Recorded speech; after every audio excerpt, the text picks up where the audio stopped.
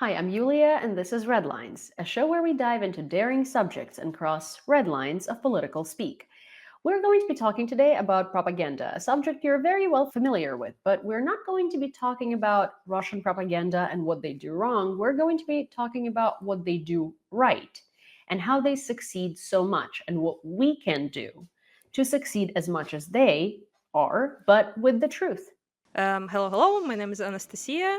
I'm from Kharkiv. I'm a volunteer most of the time, also like a fixer for economists, BBC people, all sorts of people, translator, and mostly I do fundraisers for the army and that sort of thing. But I also do occasionally some sort of appearances online, talking about things, especially on like Western media.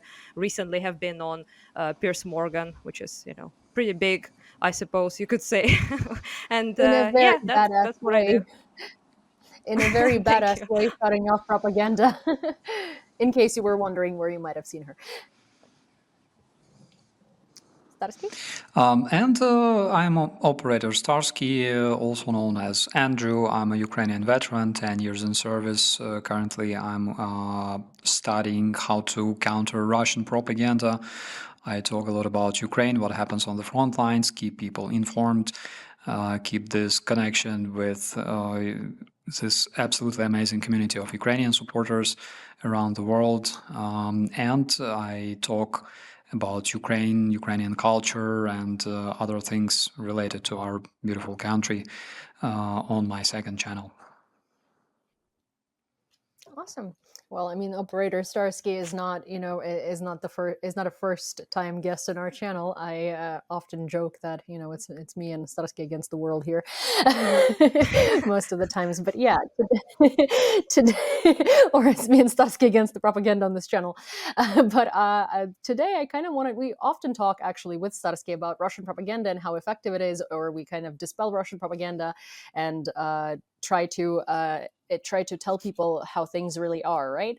But in the most recent sort of pop culture event, a very big pop culture event that kind of attracted a lot of people that normally don't care about Ukraine, our very famous boxer Alexander Usyk showed Mazeppa's sword or Mazeppa's sable at the end of the fight, and the internet erupted in people looking up who Mazeppa is, who was like one of the hetmans in Ukraine, one of the most famous hetmans in Ukraine that famously went against Russia, and so Russia demonizes the heck out of him, which is also symbolic.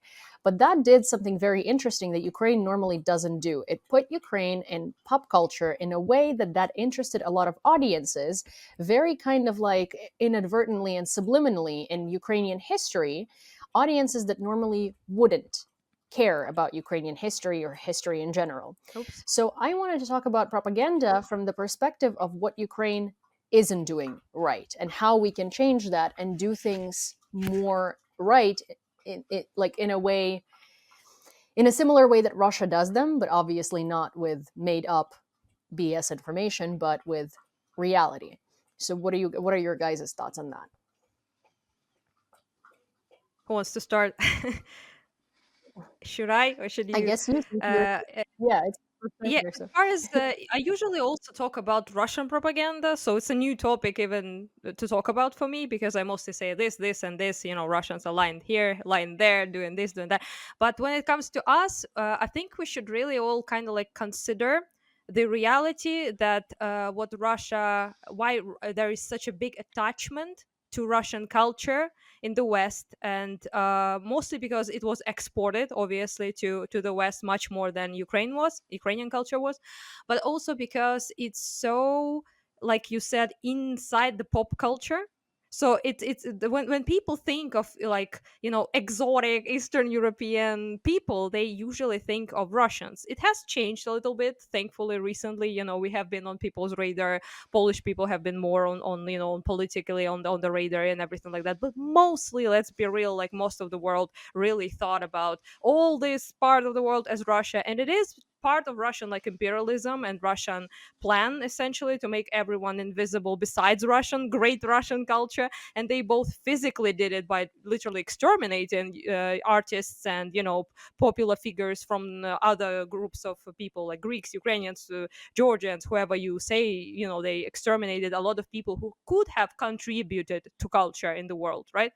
But if we don't speak about the past now and speak about today, then we should all kind of consider that we need to be up there in the Western view, but not only in the context of war.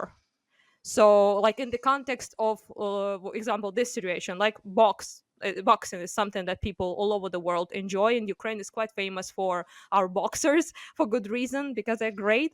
But also, this gesture is a pop media; it's a pop circus in a way. I'm not like saying in a bad way, but in a good way. Him showing this, like the uh, scimitar, I think it actually is in English, I believe it's called.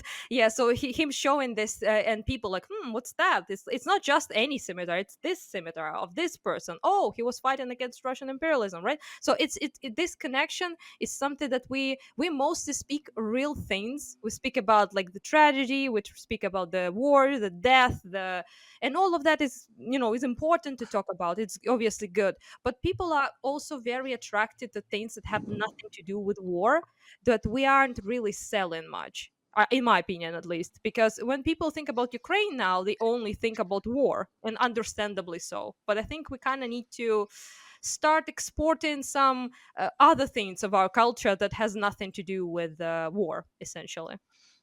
Or not even just No. culture, there is a lot of like yeah, so can I go really quick? So it's not even just culture, right? It's like Ukraine has so many factories, and Ukraine produces a lot of like brands and a lot of clothing, right? Which a lot of countries don't do, because for instance, if you have an American brand, it's usually made in China, made in India, made in somewhere else, made in Ecuador, made in Colombia, right? But it's never made in the US. Like sometimes it's like ethically made in Los Angeles, and then it's not ethically, right? But in Ukraine, most of the Ukrainian brands are in fact made in Ukraine. And we also have, before the war, we were making a lot of brands, a lot of world famous brands that people wouldn't think of. Like there is this factory city near Lviv that used to produce Ralph Lauren, I believe, and stuff like that, right? So these are interesting things. Like we could be showing Ukrainian clothing and Ukrainian manufacturing to the world, but we're not necessarily doing that. And Russia does this very interesting thing where, if you go on TikTok, you will see these like girls doing Slavic girl makeup or like Slavic girl look or something, and people are doing that as a trend, and like wearing these stupid fur hats, and like putting on like Yeah, makeup that only Russian we girls can don't call it even do, because Russian last time doll. I've seen an average Russian girl, it's like, Russian doll, they call it. Yeah, yeah, Russian and doll, that's right? the problem. But that's not the type of makeup I've ever seen in a Russian woman. It's usually like very, it's usually very tacky. Like this is not Russian girl makeup. It's like I've seen that makeup on like Korean girls, but but that's not what Russian women look like. But with a And hat, though. but they do it as Just like with a hat. yeah, and they do it as like Slavic girl, but then they attribute it to Russian. And then what ends up happening is people think of Russia as like, oh, cool little makeup trend, and of Ukraine as people who are complaining about this trend because we're bitter, right? Not because Pretty this much. is like actually doesn't represent Russia in any way.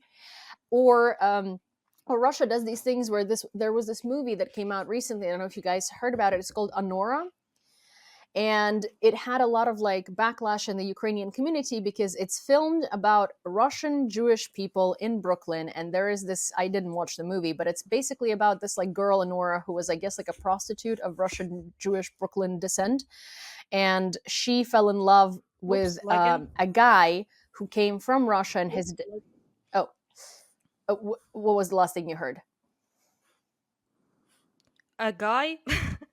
Hello? That's it, pretty much. Oh, Someone yeah, was so, doing falling in love. Other than that, okay. I didn't hear anything. Yeah, the movie. Yeah, we were So talking about the movie. it's Yeah. a movie about, yeah. So it's a movie about this like Russian Jewish girl from Brooklyn in New York. And Mhm. it's like, there are a lot of Russian Jews in Brooklyn, in New York, and she's a prostitute or something similar to that. She falls in love with this guy who comes from Russia, and his dad is either like a big mafia guy in Russia or like some, like 90s type of guy with like lots of money. And the dad is obviously super not happy that his son, who came from Russia to Brooklyn, is like hanging out with a prostitute. So there's like all of these goons that are like chasing them around and stuff. Again, I didn't watch the movie, so I can't really summarize the plot for you, but my friend did. And what this movie did, even though my friend was like, "Oh, but it portrays Russians as bad guys." Right? Like it portrays Russians as these like awful gangsters who are just like against true love and all of this stuff, right? But what this movie did for like the Russian crowd and for the Eastern European crowd and for the post-Soviet crowd is it gave them the nostalgia of like, the things that used to happen Mm. when they immigrated from the greater Soviet Union to the United States. And it's about ikra, caviar, and like all of these like, traditional things and stuff. And what it does is it makes people look up Russia, even if like Russians themselves look like gangsters, right? They look up Russia and they're like, oh, but there's culture and there's ballet and there's all of this stuff. And it doesn't matter how bad you portray Russians, it still like pushes it towards pop culture. And we are not doing that, and no one's like kind of doing that about Ukraine. It's like if we're portrayed anywhere, it's on the Honestly, news as like, or yeah. it's not even. I kind of disagree actually with you that it's a bad, or with your friend, that it's a bad portrayal, because that's what Westerners like about Russia.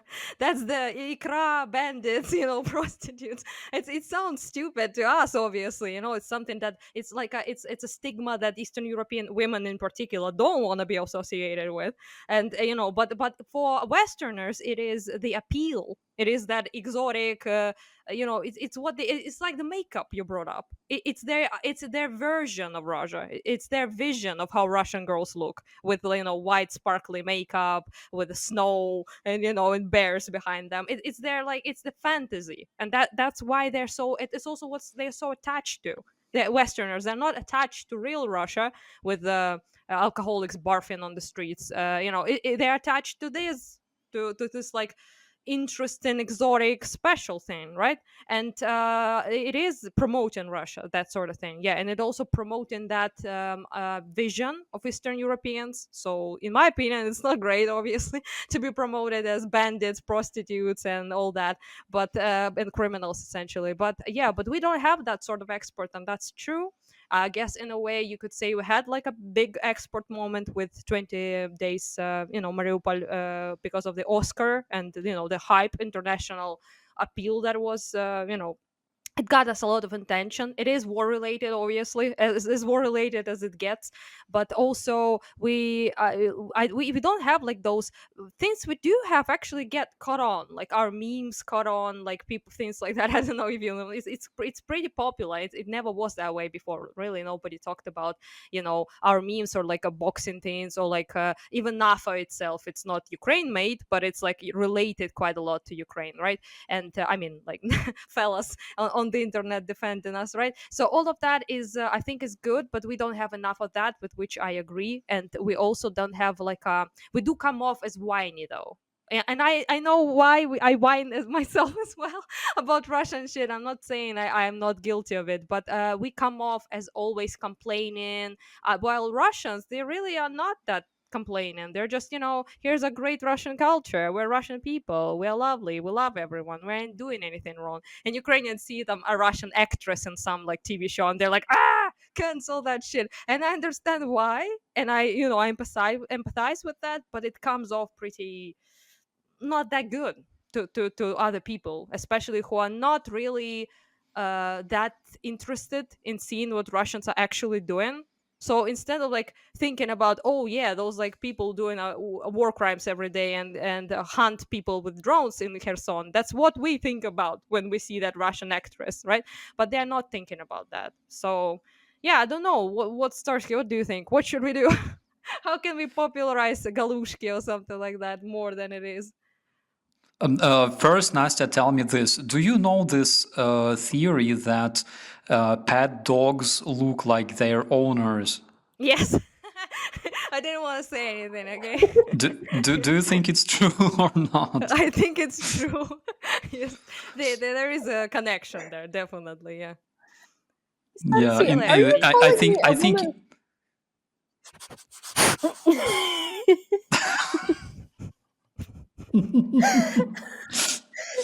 I'm saying that in terms of cuteness, I'm not sure who can win this fight. But returning to our topic, first of all, speaking of Russian dolls, I remember this absolutely amazing case which happened, I believe, early this year in winter, and I talked about it on my channel. I think it was about a Russian blogger who went with her kids to a village, and she's like very, very popular blogger in Russia. And she was talking about like this village life, village culture, how her kids, cope with changing environment and everything else. I was laughing my rear off reading the commentaries about look at this is the true Russian woman. She is humble, she's innocent, she has loving kids. Look at her, this is exactly the way the true Russian women should look like, like those humble, like Puritan people, until some guy found her page on OnlyFans with like a bunch of guys literally recording video in that very village house. It was oh so no. cool. Which again tells us about the Narnia, the Russian like bubble where they live, and the real life actually, which can be also fun. But speaking of culture and generally of cultural competition of Ukraine, I don't know much about fashion. But I know some things about swords and scimitars specifically, and that very scimitar.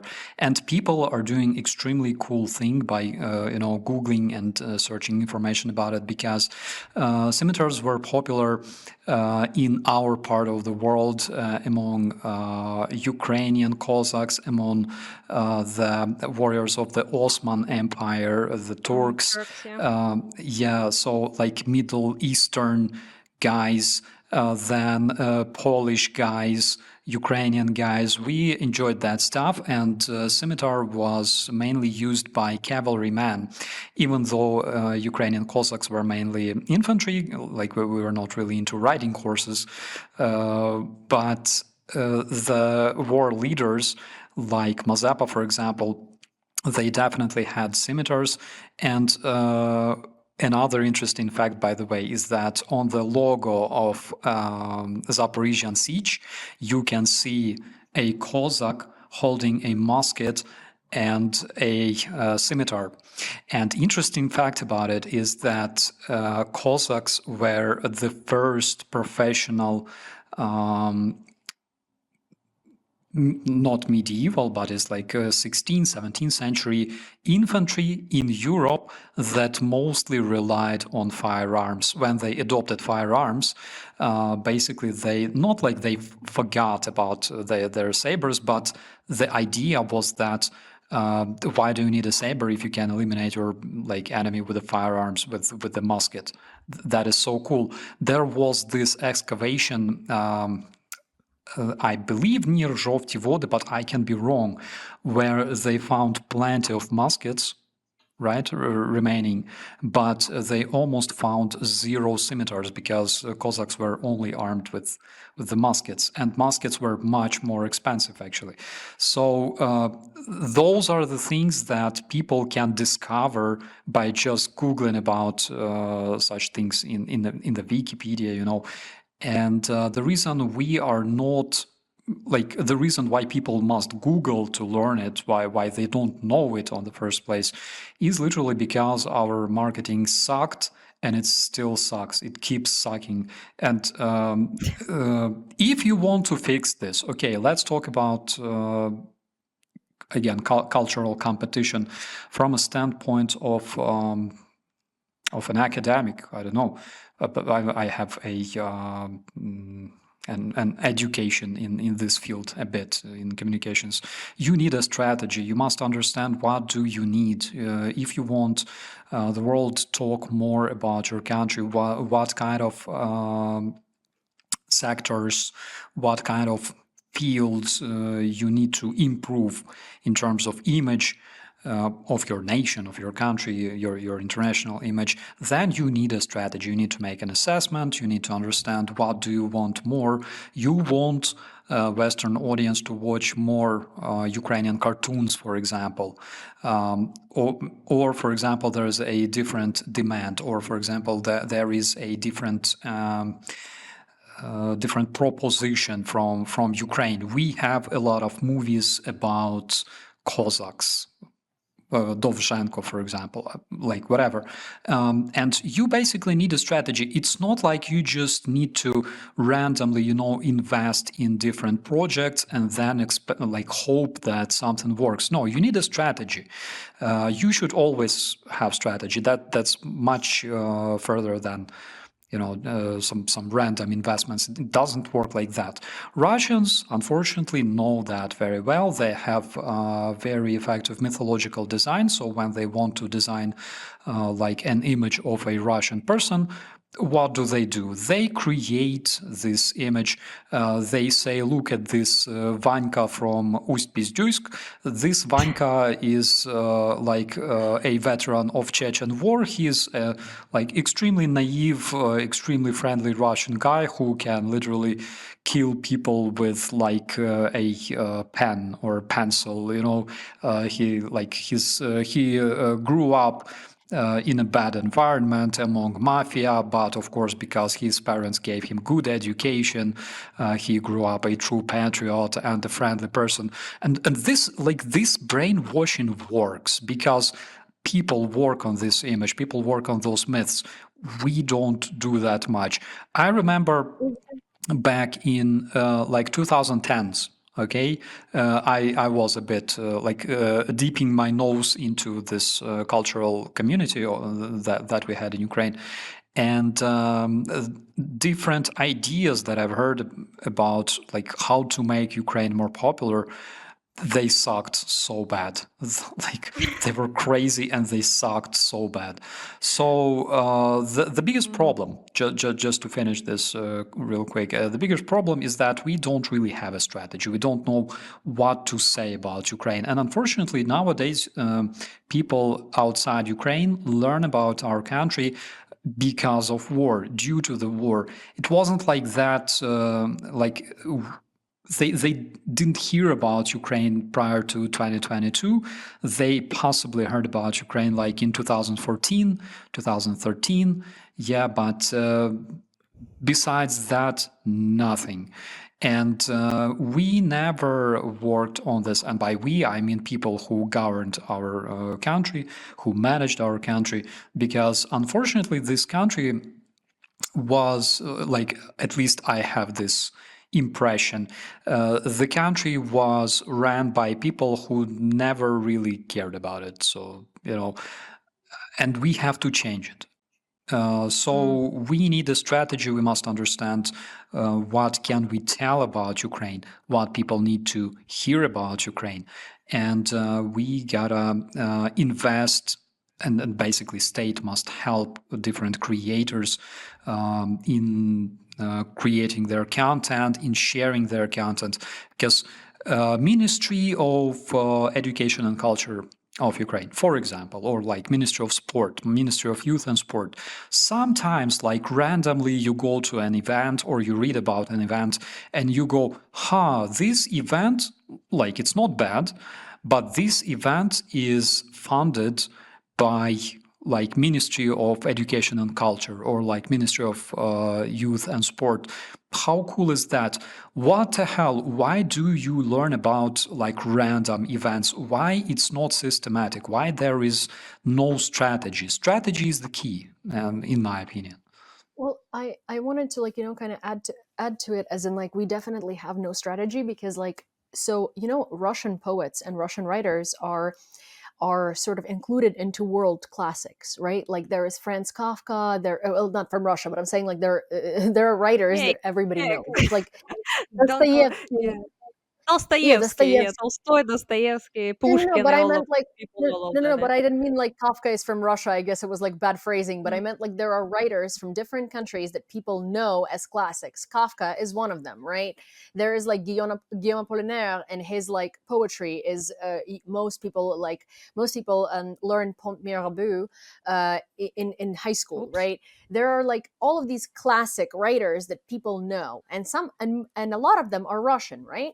Because it's assumed that I guess Ukraine didn't have good writers and they just didn't make it to the world stage. But we have classics, like we have classics of Ukrainian literature that are much better and much more interesting and much more, there is a lot more character development than like Dostoevsky's and, and Yesenin and whatever other like random garbage Russia produced to sort of feed their imperial mind, right? And they're interesting writers. Like we have one of my favorite things is Tiger Trappers by Bahryani. It's Oh, yeah, such yeah. an interesting book. Based. It would have been a world classic and it would have been in school programs just like Dostoevsky is or just like Pushkin is, right? And worldwide. But no one's putting it there. Then everybody knows that matryoshkas are like Russian nesting dolls, right? They symbolize nothing. They have no purpose. They also took the design from Japan because this originally came from Japan. They just put like a Russian, I don't know, like the freaking like Slavic girl makeup on it, and then and Unironically, yes. then also like the Russian ushankas, like the hats, they come from Mongolia. These are Mongolian traditional hats. They're not Russian traditional hats. In Ukraine, we have motankas, right? Like we have motankas, which actually protect your home when you get married. And they're much more interesting than like Russian nesting dolls are. But no one knows what these are. Like in Russia, you put a Christmas tree on New Year's because Soviet Union didn't want you to celebrate Christmas because they were like anti-religious in a way, right? In Ukraine, we have didukhs. Like we used to put those on Christmas. And these are cool, interesting traditions. Like, for instance, people know Japanese traditions. People know about Hanukkah and what people do for Hanukkah. They know about menorahs, right? They know about, like, we in the world know that, like, in India, there are like rituals where, people throw color at each other. And people do that in New York randomly, right? On the days that these traditions are performed in India. But no one does that for Ukraine, though we have all of these traditions, and we are lacking so much creativity in how to export them because honestly, we have a lot more stuff that's more interesting and cooler, like a lot cooler than that of like Russia's appropriated pseudo culture. Because again, nesting dolls, not Russia's invention, come from Japan. Like the ushankas, the furry hats, Mongolia. Like you will find those in Mongolia. Those are not Russian. Just because you live in like in a winter Neverland doesn't mean that you've invented the hats that protect you from there. This is Mongolia's climate. So yeah, I don't know what our Yeah, I mean, there have been also 0 days. Oh, sorry, 0 days since Russia stole anything. It's a meme for a reason. But honestly, though, since it is like Christmas, like it is kind of sad to say the least that the whole world is listening to our Shedrik and have been in this time of the year for like I don't know how many years, like decades by now, right?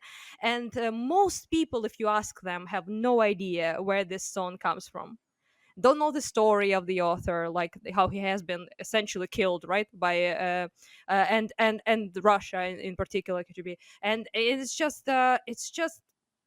sad, but at the same time, I would not put all of the blame on us fully for that. Although I agree with Starsky that our ministry needs to do much more and invest much more, but also there have been a deliberate effort to by Russia to make all of this invisible, right?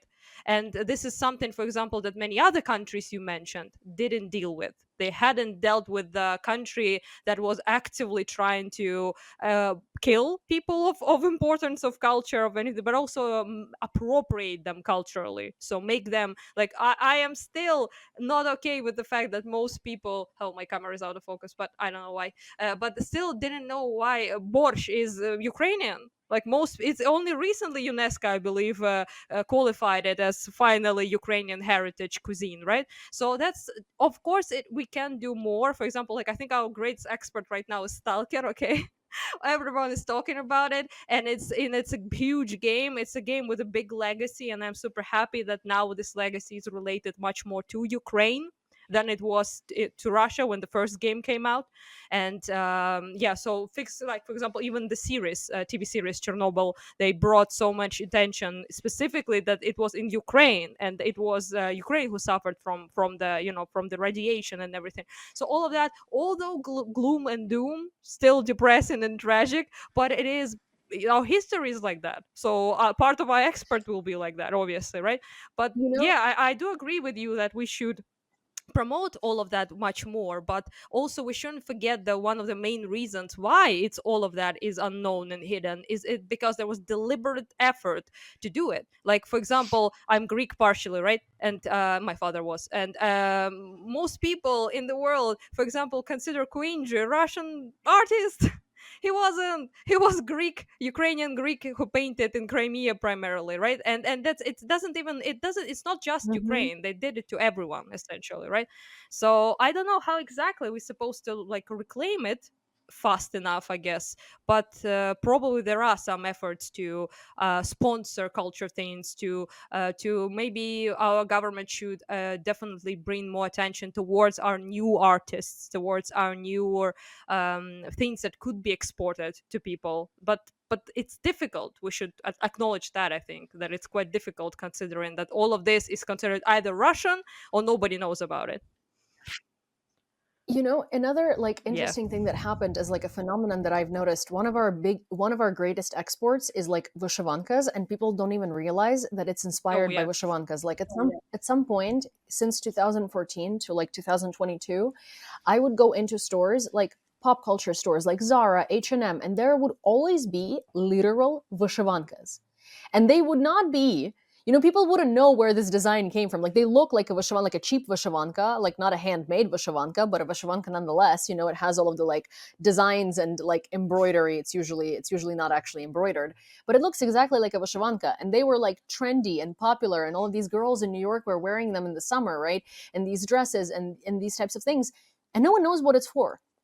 Like, whereas, if like for hats become popular, people are like, oh, it's like, Russian inspired, whatever. But girls that wear vyshyvankas have no clue what this trend is about.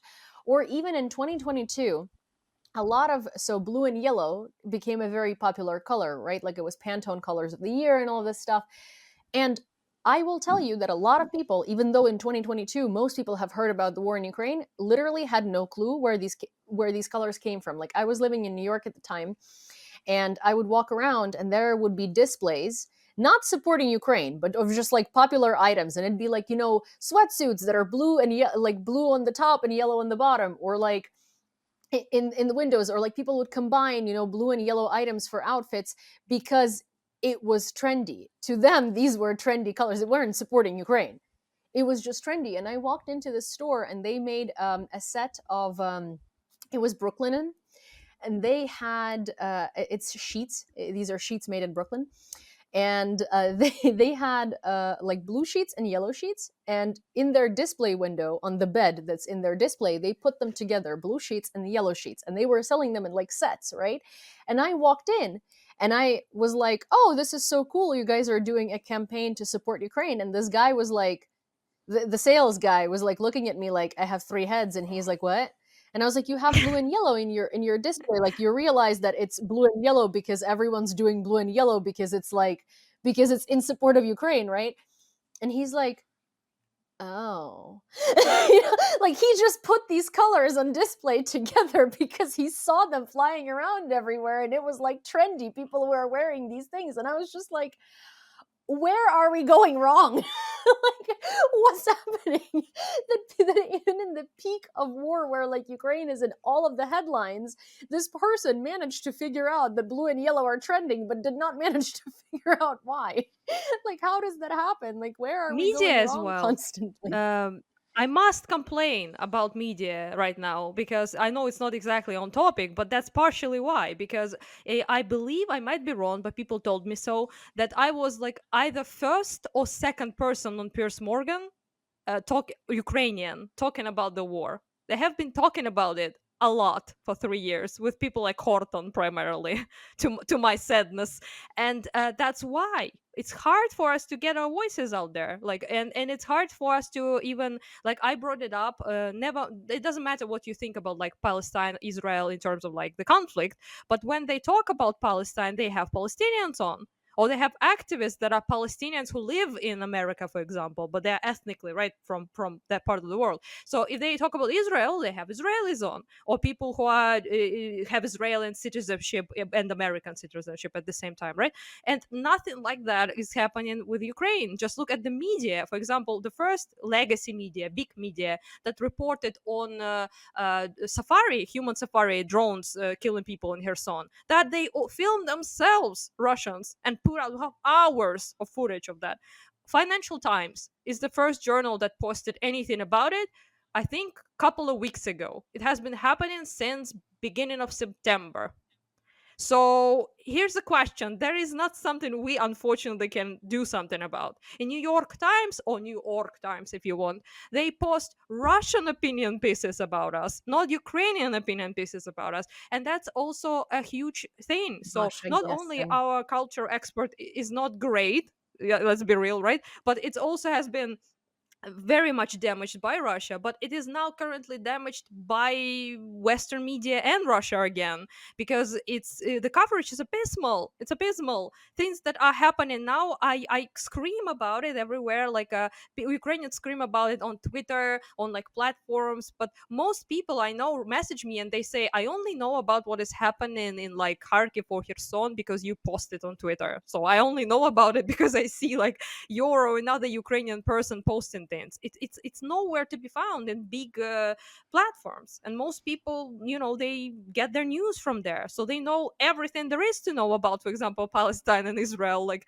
they never been there, but they know like everything about it, and they know, to avoid the swear word, almost nothing about Ukraine. And that's also unfortunately the way media reports. And like you said, like how can a guy not know, like, in the middle of the war, like blue and yellow? But partially because of that, most people don't have it in front of their face, and they don't know.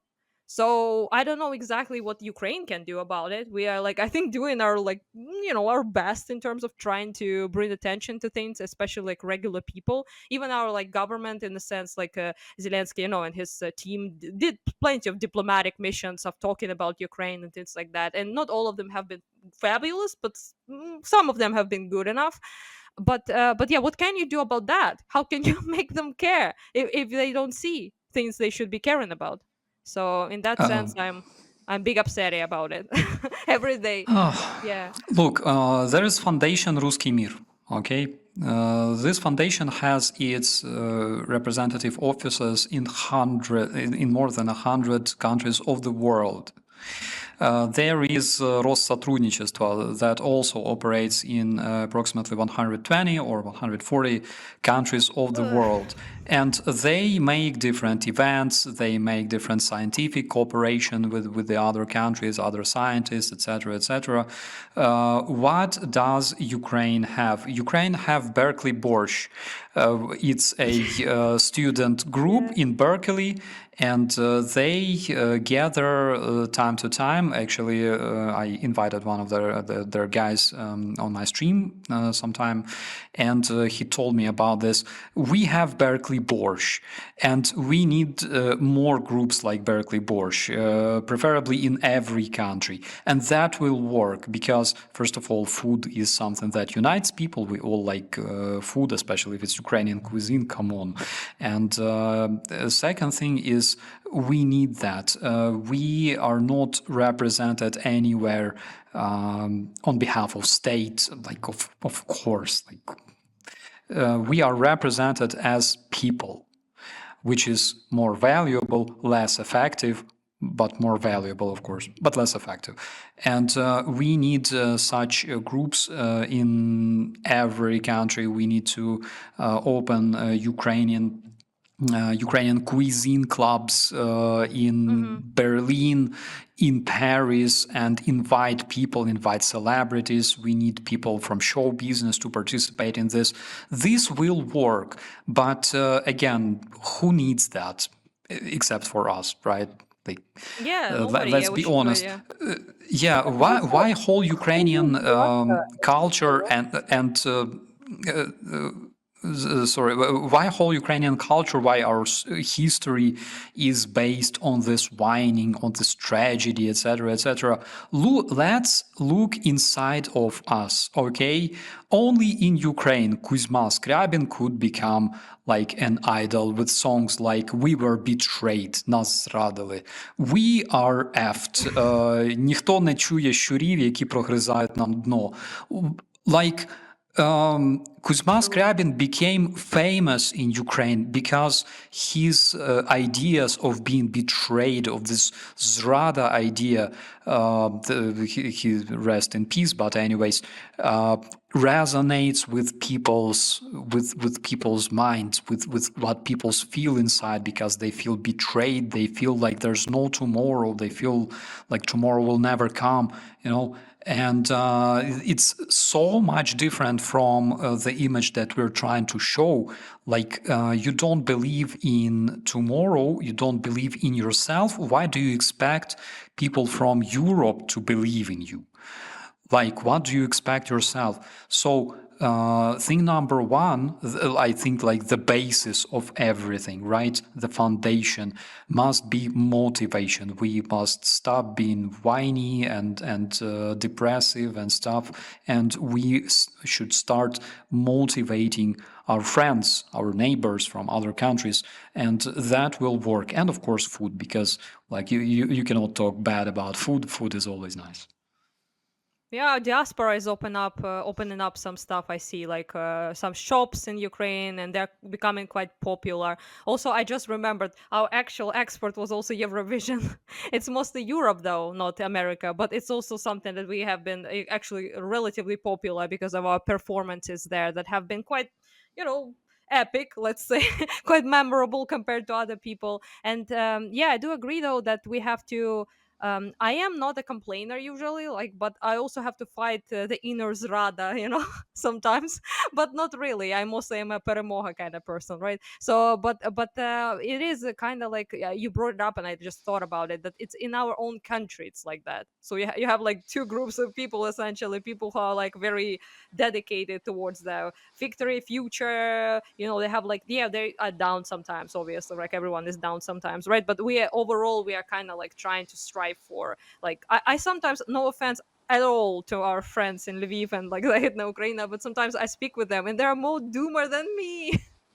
I don't know why, because like literally I am like I'm not like saying anything, but I'm like bombed pretty much every day in Kharkiv, right? So my father was killed, I lost a lot of friends on the front line, and I'm still trying to be like this when I go to the podcasts, when I go to like Western media. I try my best to be like at least sort of smiley. I try to be like hopeful. I try to bring people's attention to the good things, to the things we should strive towards. And this like doomerism, I think it's not only it's eating us, but it's also hard to sell. Like Starsky said, like nobody wants to hear about doomerism, about like people want to like they can actually get interested in the tragedy, in the pain, but after they saw something else, right? So there's like with this like scimitar, right? People see it and they're like, "Ooh, cool! Like cool weapon, looks cool, right?" That's the first thought. And the second thought is like, what is that? Like, and you go try to Google it, and then you're like, oh, it's like this. And then you're like, oh, he was fighting against Russian Empire. Oh, but you get to the fighting against Russian Empire part only after you saw, oh, cool scimitar, right? So most people, that's kind of like the process, how people come to care about things. And sometimes, like, I've been told multiple times that people like started caring about me, like as a character on streams that I appear, and then they started caring about Ukraine and Kharkiv and what is going on. So they got invested in person and like the person they just liked, right? And then they are invested in the big picture, right? In the big story. So that's something I feel like we should probably kind of try to export, but it's also on us, not just the ministry, or like, because for example, people don't support Ukrainian creators in Ukraine. They don't do it. They don't watch our Ukrainian stuff. They don't follow Ukrainian artists. They don't follow streamers that are Ukrainian. Some of them don't want to install Ukrainian, subtitles to things. don't point fingers at people, but some still listen, like, to Russian dub, right? They don't even want to support their own artists. So it's kind of weird to expect Westerners to be super interested in our artists when we are not. That most people don't really care about supporting musicians. Music is a very strong scene in Ukraine. Like I'm interested, music, and it's a very strong thing. We have insanely talented people, insanely talented musicians, and I, Ukrainians don't support them. So yeah, it's you just, know, I I don't actually, know, complaint fest I had this at this like, point. I'm sorry. I, no worries. I actually had this like crazy realization. There's this group called the Unsleeping, and they kind of remind me of like Nirvana back in the day. They have one English speaking album, and when I heard that album, I was like, oh my gosh, it's such a cool album, right? Because I was just like listening to some nostalgia music, and it came on. I had no clue it was Ukrainian. It just I was in the US. It Yep, came on, and I was like, that's oh, what this I is really mean. cool. And then I look at the album cover, and it's in Ukrainian colors, and I'm like, oh cool, this like Nirvana like American band is supporting Ukraine, let me follow them. And then I look them up, and they're Ukrainian, and I'm like, oh, the who what? I Yep. mean, that was a long time ago. It was in 2022, but I was just like, I cannot believe this is a Ukrainian band. It sounds so American, because normally I can hear, like I can hear that there is like, that they're from somewhere near where I'm from. And here I was like, wow, this is actually like super, this is very like American sounding. This is interesting, like, in English, because I personally have a really hard time listening to English music that is recorded by people that are not natively English speaking. And I don't mean that just about Ukrainians. I mean that because when you sing, you can hear things more clearly. And I don't know what it is, but if it's like with an accent, it's so like it distorts it for me. But yeah, but this was like wild. I like couldn't tell they were Ukrainian, and I was just like, this is very interesting, and this is very grunge, like 1990s grunge style.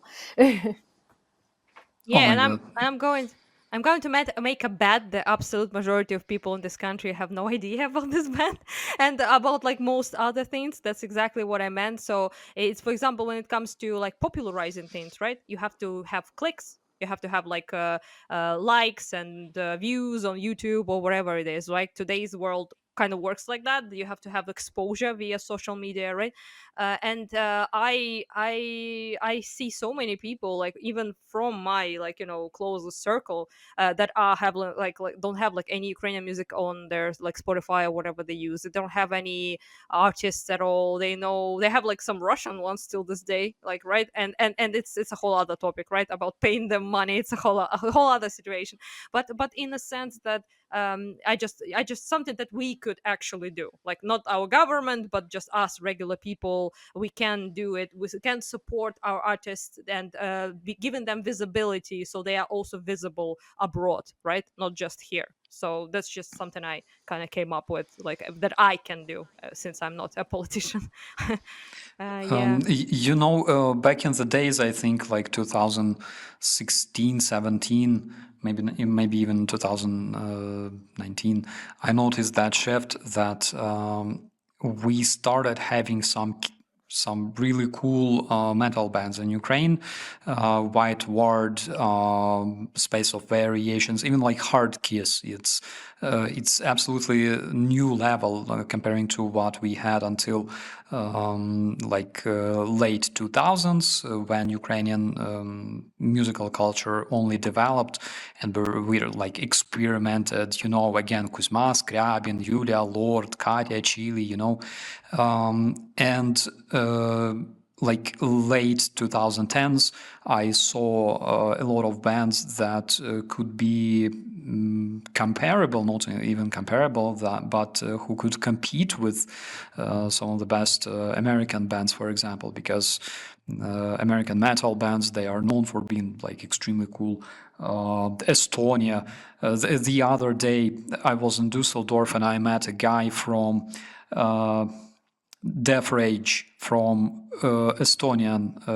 It's an Estonian band. They are known for like literally selling their albums on parking lots, on squares, to people. And I became his victim. I bought a DVD as well, even though I don't have.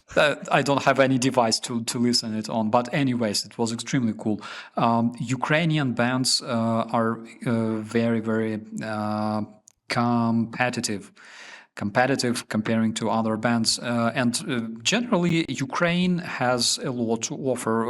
Our three main experts is literally music, boxers, and food. We like to sing, we enjoy fighting, and of course, we like some nice cuisine. And Ukrainian cuisine is absolutely famous. I think we have a lot of in common with like Polish, with Bulgarian, Romanian, with our like closest neighbors. But generally, Ukrainian cuisine is something that when I was meeting guests, for example, from other countries in Kyiv, I would definitely bring them to some Ukrainian restaurant, and this would be something they would start, this process of getting acquainted with Ukraine from, Ukrainian cuisine, because we can definitely export that. And it's a big shame that, unfortunately, government does not do and didn't do enough since 1991 and until this day. Like my partner asks me, like, can I see a Ukrainian movie? And I'm like, you can see, but you will not understand anything, because unfortunately you cannot see Ukrainian movies like Propala Gramota, like whatever, you name it, like any classical Ukrainian movie, even with subtitles, they don't exist. Yeah, no translations even, yeah. Yeah, so what are we talking about? You can watch like Persian movies easily with all kinds of subtitles. Ukrainian movies, they don't exist. So what can we do? What can we do? Okay, let's start with music, because I know that Nastya is into music big time and she understands the importance of music as well. We can literally, as creators, we can make a bunch of playlists and make our viewers acquainted with those playlists and explain. We can react to different tracks. Again, it's a good idea, for example, for like a reaction video or a reaction stream, and we can explain things about like this particular band or this particular song, what makes them special. Because again, as Nastya mentioned, the whole world is singing Carol of the Bells. Unfortunately, not a lot of people actually know that it's a Ukrainian song. Yeah, I used to post every time, since I have like bigger Twitter now, about like Lentovich and his story and the Shedrik and all of that in the original version. I also posted. I stopped actually, which you humbled right now, but I should continue to post like Ukrainian music stuff. I posted like a lot of Daha Braha music. I posted a lot of like ethnic like rock music stuff, and also like even like more pop stuff, but still Onuka, things like that, right? And I would it would unfortunately get less attention than I would like, but at the same time it's it's something I actually stopped doing, and I should return to doing that, to bring people's attentions to things like that, and to because they are actually worthy of the attention. And unfortunately, like you said, since the beginning of the independence of our country, right, and we haven't really been but again, at the end of the day, you have to admit also our own faults in that sense, because we haven't been ourselves interested in promoting Ukrainian culture or Ukrainian music or Ukrainian anything, right? We were So taught to we be haven't ashamed really of it, to looked be honest. at all to import it in the West, but we haven't really been honestly importing it, especially here in the East, right? Like, I'm from Kharkiv, I was born here and things like that. So especially here, there has been literally nothing before Maidan. Like after Maidan, there was a big change, which is good. But overall, I will say, like as a person who lived here my whole life, the only time that Ukrainian things started becoming cool and popular and people started looking at them with interest, right? It was only after 2014. So it's recent even here. Never mind exporting it abroad. So yeah, that's our history. Unfortunately, that's the problem within our country itself. I feel like not only just We were government. Yeah, well, Um, yeah, we were taught to be ashamed of our culture, which is like a problem. We were taught to be ashamed of like yeah. our own things, you know. And also, a lot of the times when you would like go abroad, for instance, and someone would ask you things about like I don't know yourself, and you would say Ukraine, they would automatically put stereotypes on you about Russia and like prostitutes looking for husbands and all of this stuff. So you just kind of avoided talking about it altogether. At least Oh yeah. that's something that I experienced. Someone That's who has something that been I abroad. experienced when I Yes. was like Yeah. well, I've lived in New York for 13 years, and when I first moved there, I was a teenager, right? So it was sort of like I had such a hard Mm. time telling people I'm Ukrainian. I would just like avoid it altogether because I didn't want the boys to be making jokes, and it was just like kind of uncomfortable. And I was 16 or 17, right? Like, how do you respond to this?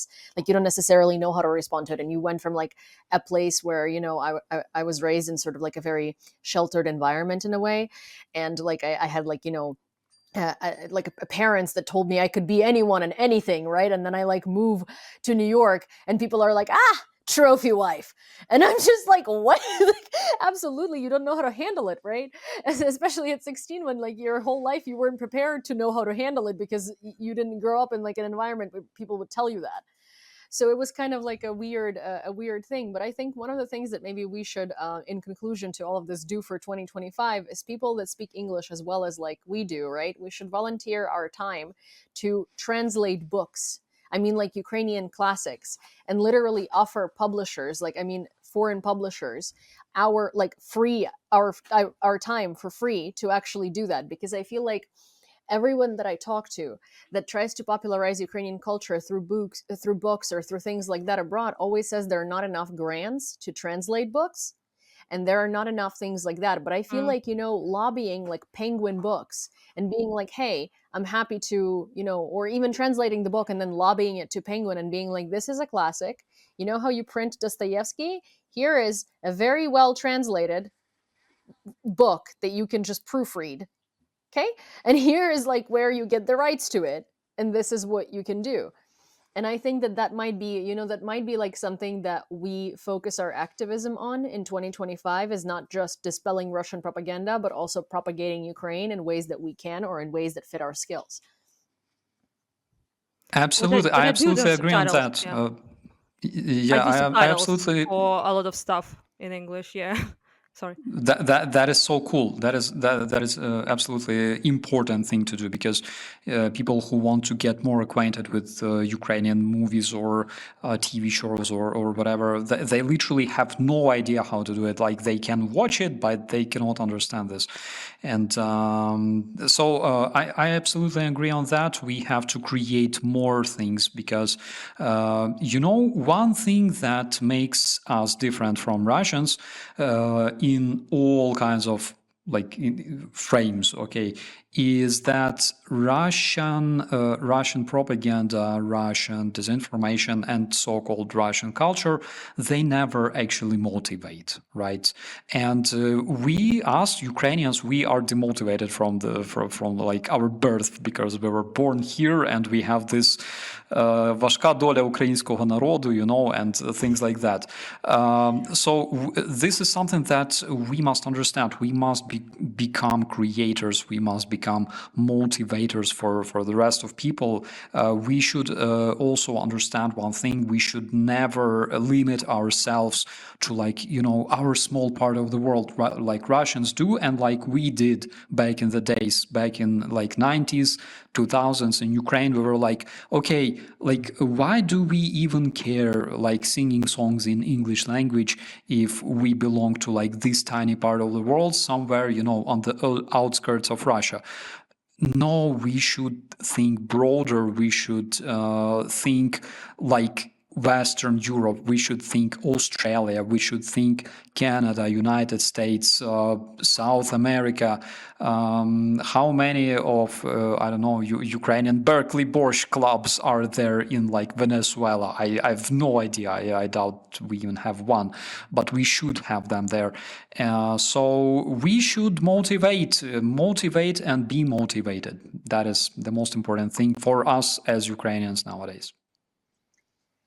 I agree with that wholeheartedly. I think that it's it's sort of like a pact that Ukrainian creators, especially, and like Western-facing Ukrainians should make, like coming forward, right? As I think we've spent a lot of time talking about the negativity, which is understandable. Like we're living through it every day, right? But I think that the effort to sort of to push and concentrate on this year should be to motivate people to be interested in Ukraine. The way that Nastya said, you know, like people are interested in Ukraine because they're interested in Nastya, because they like her as a person. She's Ukrainian, so they go and they like support Ukraine. That happens a lot with me as well, It right? sounds bad when you say that way.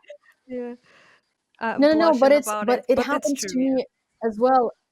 And it's sort of like it happens to Starsky too. There are a lot of people that still care about Ukraine because they care about us, because they've gotten to know us as people, right? But otherwise would have dropped off or like would not have been interested in Ukraine anymore. And it's normal. It's human nature.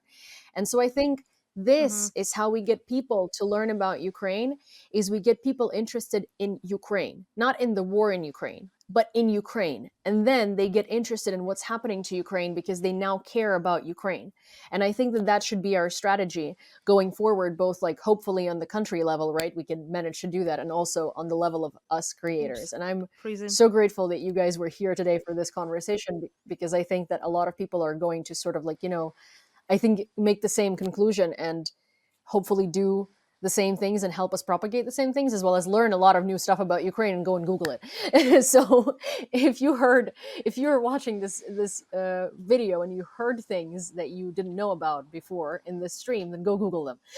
You know, so Google search algorithms are updating, and we can get Ukraine out there more.